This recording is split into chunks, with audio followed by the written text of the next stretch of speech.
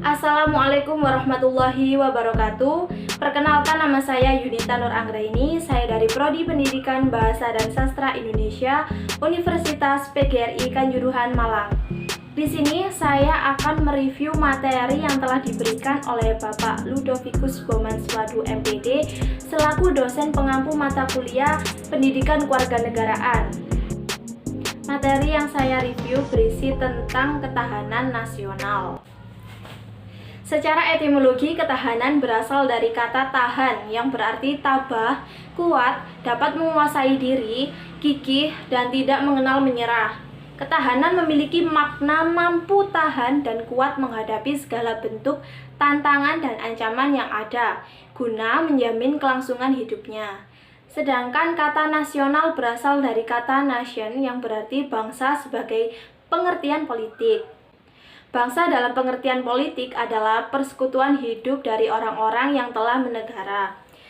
Ketahanan nasional secara etimologi dapat diartikan sebagai mampu, kuat, tangguh dari sebuah bangsa dalam pengertian politik. Pengertian ketahanan nasional dapat dibedakan menjadi tiga, yakni ketahanan nasional sebagai konsepsi atau doktrin, ketahanan nasional sebagai kondisi, dan ketahanan nasional sebagai metode atau strategi. Yang pertama, ketahanan nasional sebagai konsepsi adalah konsep khas bangsa Indonesia sebagai pedoman pengaturan penyelenggaraan bernegara dengan berlandaskan pada ajaran Astagatra. Yang kedua yaitu ketahanan nasional sebagai kondisi. Adalah kondisi dinamis bangsa Indonesia yang berisi keuletan dan daya tahan. Ketahanan nasional sebagai metode atau strategi adalah cara yang digunakan untuk menyelesaikan masalah dan ancaman kebangsaan melalui pendekatan Astagatra yang sifatnya integral.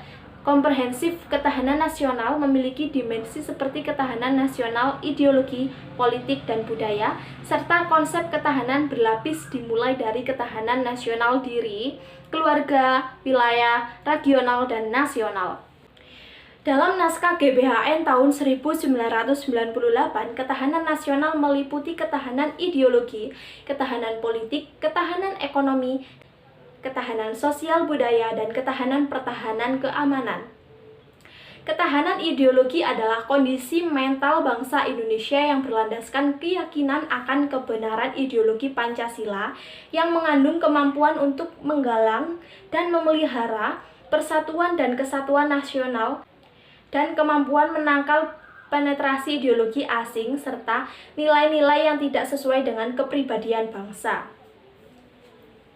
Ketahanan politik adalah kondisi kehidupan politik bangsa Indonesia yang berlandaskan demokrasi politik berdasarkan Pancasila dan Undang-Undang Dasar 1945 yang mengandung kemampuan memelihara sistem politik yang sehat dan dinamis serta kemampuan menerapkan politik luar negeri yang bebas dan aktif. Kemudian ketahanan ekonomi adalah kondisi kehidupan perekonomian bangsa yang berlandaskan demokrasi ekonomi yang berdasar Pancasila yang mengandung kemampuan memelihara stabilitas ekonomi yang sehat dan dinamis serta kemampuan menciptakan kemandirian ekonomi nasional dengan daya saing yang tinggi dan mewujudkan kemakmuran rakyat yang adil dan merata. Selanjutnya, ketahanan sosial budaya adalah kondisi kehidupan sosial budaya bangsa yang dijiwai kepribadian nasional berdasarkan Pancasila yang mengandung kemampuan membentuk dan mengembangkan kehidupan sosial budaya manusia dan masyarakat Indonesia yang beriman dan bertakwa terhadap Tuhan Yang Maha Esa, rukun, bersatu, cinta tanah air, berkualitas, maju, dan sejahtera dalam kehidupan yang serba selaras, serasi, seimbang, serta kemampuan menangkal penetrasi budaya asing yang tidak sesuai dengan kebudayaan nasional. Kemudian ketahanan pertahanan keamanan adalah kondisi daya tangkal bangsa yang dilandasi kesadaran bela negara, seluruh rakyat yang mengandung kemampuan memelihara stabilitas pertahanan keamanan negara yang dinamis, mengamankan pembangunan dan hasil-hasilnya serta kemampuan mempertahankan kedaulatan negara dan menangkal segala bentuk ancaman. Inti dari ketahanan nasional Indonesia adalah kemampuan yang dimiliki bangsa dan negara dalam menghadapi segala bentuk ancaman.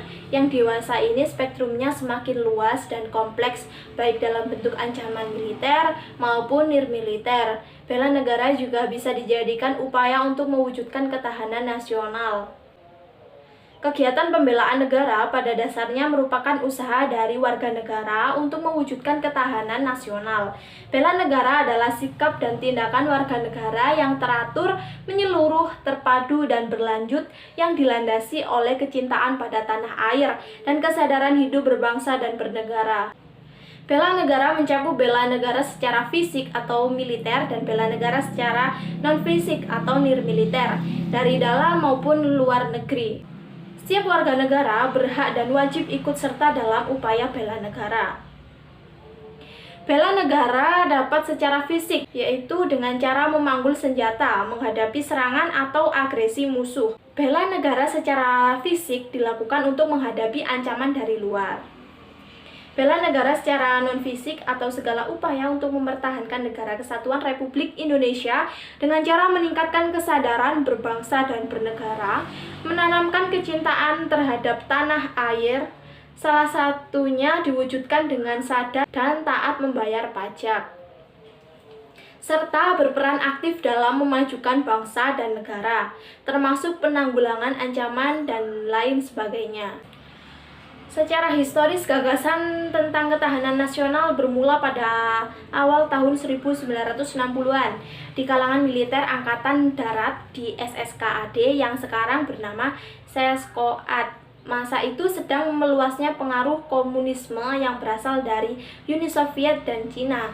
Pada tahun 1968, pemikiran Lemhanas atau Lembaga Pertahanan Nasional mendapatkan kemajuan konseptual berupa ditemukannya unsur-unsur dari tata kehidupan nasional berupa ideologi politik, ekonomi, sosial, dan militer.